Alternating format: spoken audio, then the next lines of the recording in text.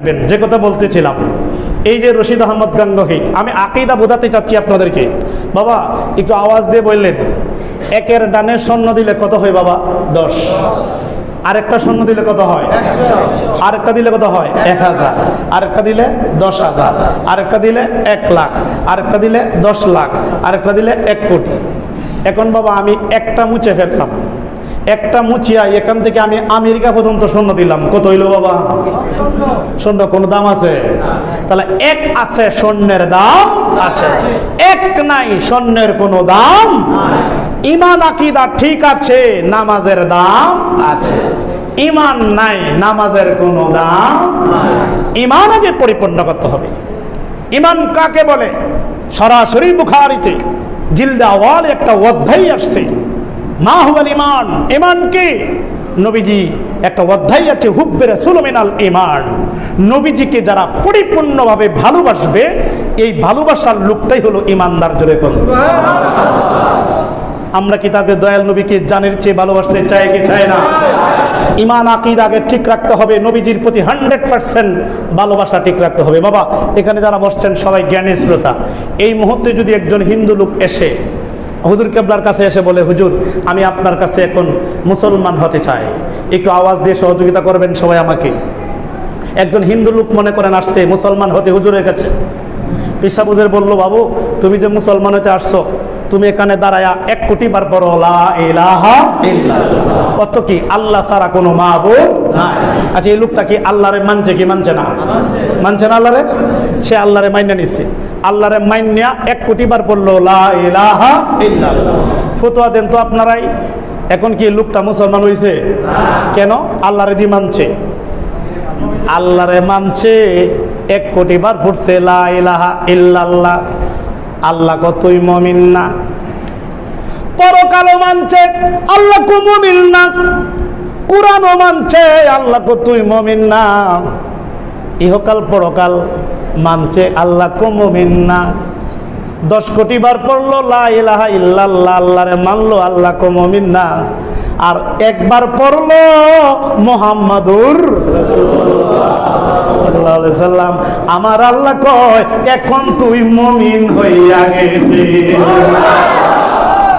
তার বোঝা গেল নবীজিকে মানলে আল্লাহ মানা হয়ে যায়। সুবহানাল্লাহ না? আর আল্লাহ মানলে নবী মানা হয় না। লোকটা লা ইলাহা ইল্লাল্লাহ আল্লাহরে মানছে, নবী মানা হয়েছে নি? কিন্তু যখন নবীরে মাইনা নিছে, আমার আল্লাহ কয় এখন তুমি মুমিন হইয়া গেছো। সুবহানাল্লাহ বলবেন না? আল্লাহ মানা নবী মানা নয়। সবাই কই আল্লাহ মানা নবী মানা নয়। আহা নবী মানলে আল্লাহ মানা হয়। বলো আল্লাহ মানা নবী মানা নয়। আহা নবী মানলে আল্লাহ মানা হয়। নবীজির আনুগত্য করিলে আল্লাহর আনুগত্য হইবে। নবীজির আনুগত্য করিলে আল্লাহর আনুগত্য হইবে। নবীজির রাজিতে আল্লাহ রাজি হয়। নবীজির খুশিতে আল্লাহ খুশি হয়। আল্লাহ মানা নবী মানা নয়। আহা নবী মানলে আল্লাহ মানা হয়। বলো আল্লাহ মানা নবী মানা নয়। আহা নবী মানলে আল্লাহ মানা হয়। এখানে আলেম উলামা আছে। নবীজির আনুগত্য করিলে আল্লাহর আনুগত্য হইবে। এটা আমার মুখের কথা না, কোরআন সূরা নিসার ৮০ নম্বর আয়াত। আল্লাহ বলেন মাই ইতির রাসূল ফাকাত আতা আল্লাহ। আল্লাহ বলেন যারা আমার রাসূলের আনুগত্য করলো, আমি আল্লাহর আনুগত্য এমনিতেই হইয়া গেল। আওয়ালে আখেরে নবী, জাহেরে বাতেনে নবী। বলুন আওয়ালে আখেরে নবী, জাহেরে বাতেনে নবী। রাসূলকে মানিলে আল্লাহ মানা হয়। রাসূলকে চিনিলে আল্লাহ চিনা হয়। আল্লাহ মানা নবী মানা নয়। আহা নবী মানলে আল্লাহ মানা হয়। বলুন আল্লাহ মানা নবী মানা নয়। আহা নবী মানলে আল্লাহ মানা হয়। চিৎকার দিয়ে বলুন মারহাবা। আর জোরে বলি ইয়া রাসূলুল্লাহ। ওই যে বাবা একটা কিতাব দেখছেন, এই কিতাবটার নাম নসরেত তিব। এই কিতাবগুলো আমি সাথে রাখি কেন? এই তিনটা কিতাব বাতিলদের লেখা, কারণ আমরা কিতাবতে দলি দিলে কইতো সুন্নিরা দেয়, এই জন্য তাদের কিতাব আমি সাথে রাখি। তোমরার কিতাব থেকে ওয়াজ করে যাই, আমি উত্তরবঙ্গে ওয়াজ করি 3 কিতাব থেকে 3 ঘন্টা 2.5 ঘন্টা ওয়াজ করে, এই 3 কিতাব থেকে 2.5 ঘন্টা 3 ঘন্টা ওয়াজ করি। এখানে এরা অনেক আলেম ওলামা বসে থাকে, আলে হাদিস সালাফিরা, অনেক কওমি মোল্লা বসে থাকে, কিন্তু এদের কিতাব থেকে ওয়াজ করে এরা কইতেও পারে না, সইতেও পারে না। এই কিতাব থেকে প্রমাণ করে দিয়ে আসি নবী হাজির নাজির, নবী নূর, নবী গায়েব জানেন, নবী হইলো নবীর সাথে কোনো তুলনা নাই, ইয়া রাসূলুল্লাহ বলা জায়েজ, মিলাদ কিয়াম জায়েজ, সব প্রমাণ করে দিয়ে আসি কিতাব থেকে। কিন্তু এরা পরে খুলে খুলে দেখে টিহি আছে, কিন্তু এরা বলার মতো কোনো সময় এখানে কোনো স্কোপ নাই। দেখেন এই যে একটা কিতাব নসরের তীর, কিতাবটা লিখছে কে? সমগ্র পৃথিবী ওহাবিজমে যারা কাজ করে সবার মাতার তাজ, যার নাম আসসাফ আলী থানভী। আসসাফ আলী থানভীকে তার এত মানে তারা তাকে হাকিমুল উম্মত উপাধি দিয়েছেন। এই আসসাফ আলী থানভীর 178 পৃষ্ঠার মধ্যে কি লিখছে জানেন? এই পৃথিবীর মানুষ, উনি লিখতেছেন, এই ঢাকাবাসীরা যারা আছেন, বাবা ওয়াজ কিন্তু আমরা জানি, ঈমান আকীদার কথা সকলে বলে না বাবা। ইবাদত বন্দি করার আগে ঈমান আগে থাকতে হবে, আকীদার মধ্যে গন্ডগোল থাকলে সব কিছু বাতিল। এই জন্য আগে আকীদা শিখুন, নবীকে আগে পরিপূর্ণভাবে 100% ভালোবাসুন, তাহলে ইবাদত বন্দি কাজে লাগবে, নাহলে ইবাদত বন্দি কোনো কাজে লাগবে না। কাদিয়ানি একটা দল আছে, ওরা কাফের, এদের মধ্যে নামাজ আছে, এদের মধ্যে রোজা আছে, হজ আছে, জাকাত আছে, টুপিদারি পাগড়ি সবই আছে, কিন্তু নাই শুধু একটা জিনিস, নামাজ পড়েও তারা কাফের, রোজা রাখিও তারা কাফের, আল্লাহরে মান্যও তারা কাফের, কোরআন শরীফ পড়েও তারা কাফের, কিন্তু তারা আমার নবীকে খাতামুন নাবিন শেষ নবী মানে না। নবীরে শেষ নবী না মানার কারণে কাদিয়ানিরা প্রকাশ্যে কাফের। কি বলেন, ঠিক না বেঠে? নবী মানার মধ্যে গন্ডগোল, সব কিছু বাতিল। এই নসরের তীর কিতাবে আসসাফ আলী থানভী তার 178 পৃষ্ঠায় লেখেন, পৃথিবীর মানুষরে তোমরা জেনে রাখো, আমার আপনার নবী এমন মর্যাদা উনি তুলে ধরেছেন। আমার নবী সামনে যেমন দেখতেন, পিছে এমনই দেখতেন, উপরে যেমন দেখতেন, নিচে এমনই দেখতেন, আলোতে যেমন দেখতেন, অন্ধকারে এমনই দেখতেন। আমি জানতাম সেই পৃথিবীর মধ্যে এমন কোনো লোক আছেনি যে আলোতে যেমন দেখে অন্ধকারে এমন দেখে, এমন লোক আছে? সামনে যেমন দেখে পিছে এমন ভাবে দেখে, এমন লোক পৃথিবীতে আছে? উনি লেখেন, আমার নবী সামনে যেমন দেখতেন, পিছে এমনই দেখতেন, উপরে যেমন দেখতেন, নিচে এমনই দেখতেন, আলোতে যেমন দেখতেন, অন্ধকারে এমনই দেখতেন।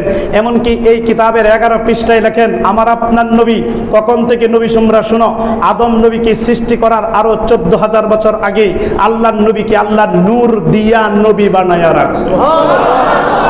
তাহলে কি আমার নবীর সাথে কোনো তুলনা আছে বাবা? এই কিতাবের 302 পৃষ্ঠার মধ্যে একখানা ঘটনা তুলে ধরেছেন উনি।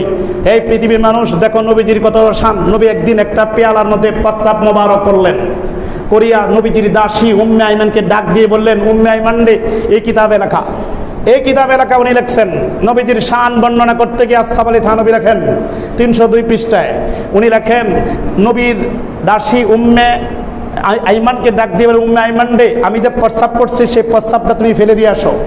উম্মে আইমান কয়, আল্লাহ গো, ও মাবুদ, তোমার বন্ধু নবীর বহুদিন যাবৎ খেদমত করতেছি, কিন্তু তোমার নবীর প্রস্রাব মোবারক কোনোদিন দেখলাম না, কালো না দলা, সুন্দর না কালো, কোনোদিন নবীজির প্রস্রাব মোবারক দেখার সৌভাগ্য আমার হয় নাই।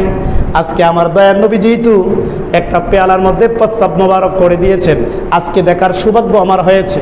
এই মুহূর্তে উম্মে আইমান পেয়ালাটা নিয়ে যখন দূরে গেলেন, তখন ডাক্তাররা যখন বাবা আলাদা করলেন, আলাদা করার পরে নবীজির প্রস্রাব মোবারকের দিকে যখন উম্মে আইমান নজর করে চেয়ে দেখতেছে, বাবারে, আমার আপনার নবীজির প্রস্রাব মোবারক নূরে জলমল করে।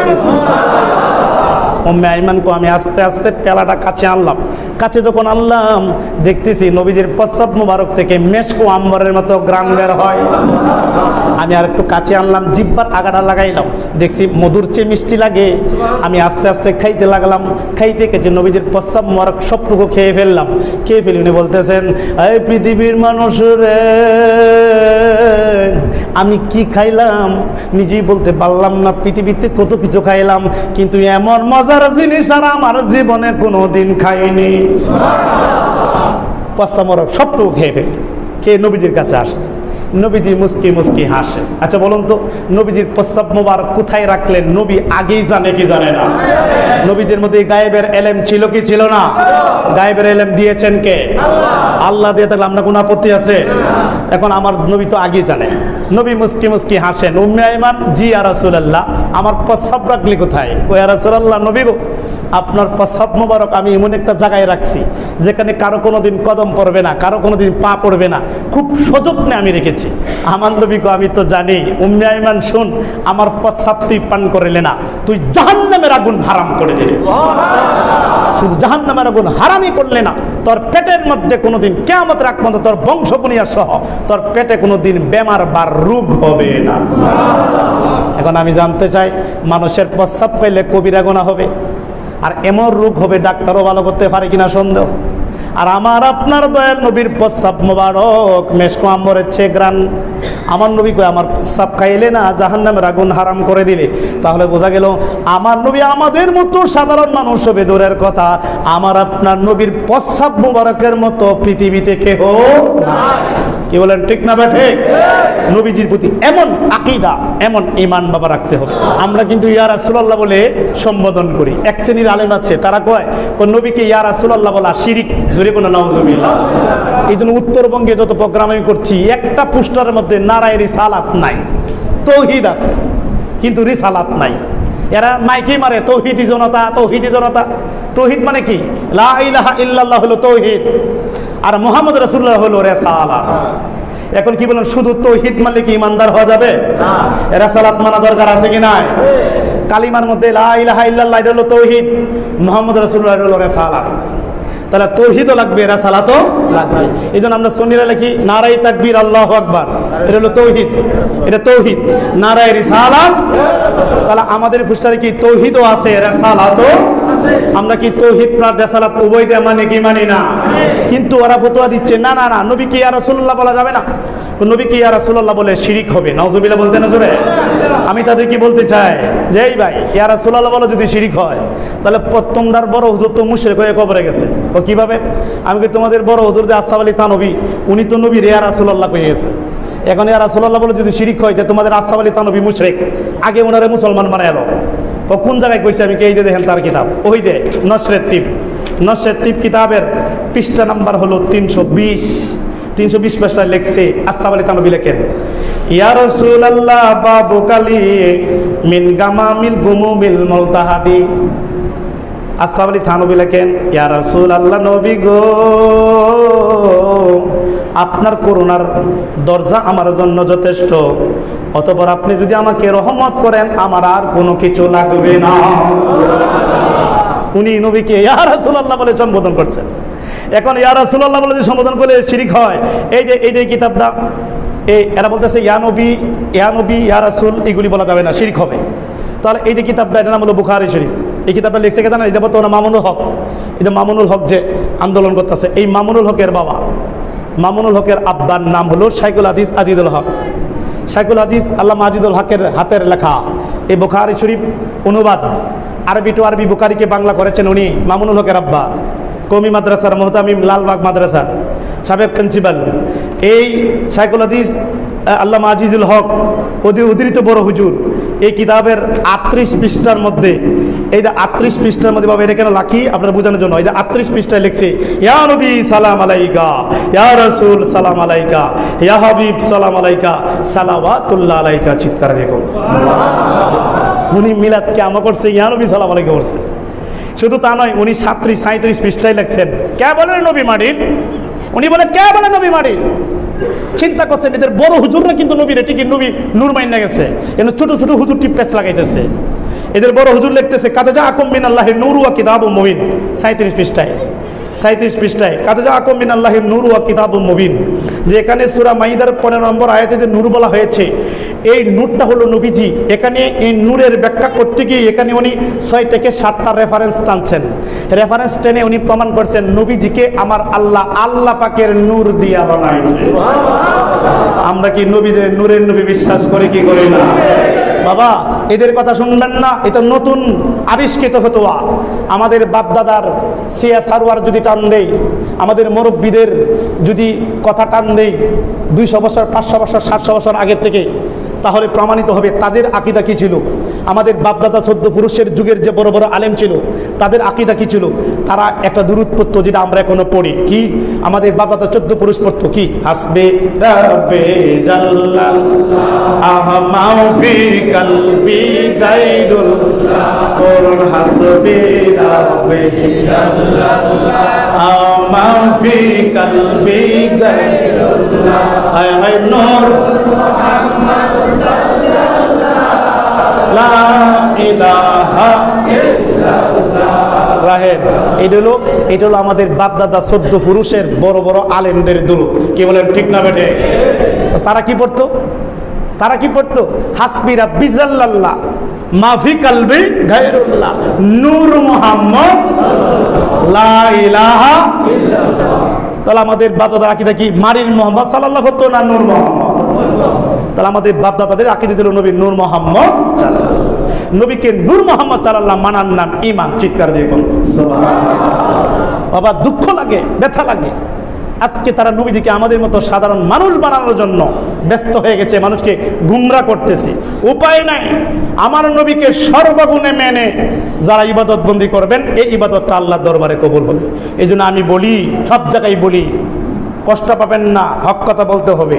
নবীজির প্রেম ভালোবাসা অন্তরে না তাকিলে কি লাভ হবে নামাজ পড়ে, দাগ লাগাইলে কপালে। ঠিক না বেটে? নবীজির প্রেম ভালোবাসা অন্তরে না তাকিলে কি লাভ হবে নামাজ পড়ে, দাগ লাগাইলে কপালে। জিন্দেগির বন্দেগি বিফল যদি না থাকে ঈমান, জাহান্নামের আগুনে জ্বলবে প্রমাণ আছে পাক কোরআন। কাতে যা মিনাল্লাহি নূর, নূর বলেছে পাক কোরআন খোদার জাতি, নূরের জ্যোতি নবীজি, বিশ্বাস করার নাম ঈমান। কাতে যা মিনাল্লাহি নূর। চিৎকার দিকু মারহাবা। বাবা আমার দয়াল নবীকে মেনে ইবাদত বন্দি করবেন, এই ইবাদতটা আল্লাহর দরবারে কবুল হবে। আর আমি মিলাদ কিয়াম করার আগে হুজুর কেবল আমার বলছেন, হুজুর আপনি শবে বরাতে যদি একটু আসতেন। আমি কি হুজুর আপনি বললে আমি অবশ্যই অবশ্যই আসবো, কারণ ঢাকাতে আমরা সুন্নিয়তের কাজ করছি। হুজুর কেবলা প্রতিটা বড় বড় সুন্নি কনফারেন্সে উনি প্রধান অতিথি বিষয় অতিথি থাকেন। উনি এই ঢাকার ঐতিহ্যবাহী ফকিরবাড়ি দরবারে বসে আমরা আহলে সুন্নাত ওয়াল জামাতের জন্য উনি যথেষ্ট মেহনত করছেন এবং কাজ করছেন, এবং সুফিজম তরিকতকে এগিয়ে নেওয়ার জন্য, সুফিজমকে এগিয়ে নেওয়ার জন্য, সুন্নিয়তকে এগিয়ে নেওয়ার জন্য, মিলাদ কিয়াম ঘরে ঘরে জারি করার জন্য অনেক মেহনত করছেন ঢাকার জমিনে থেকে। এই জন্য হুজুরের কথা আমরা অবশ্যই মানি। আমি কি বলছি, হুজুর আপনি আসতে হবে, ইনশাআল্লাহ আমি আসবো।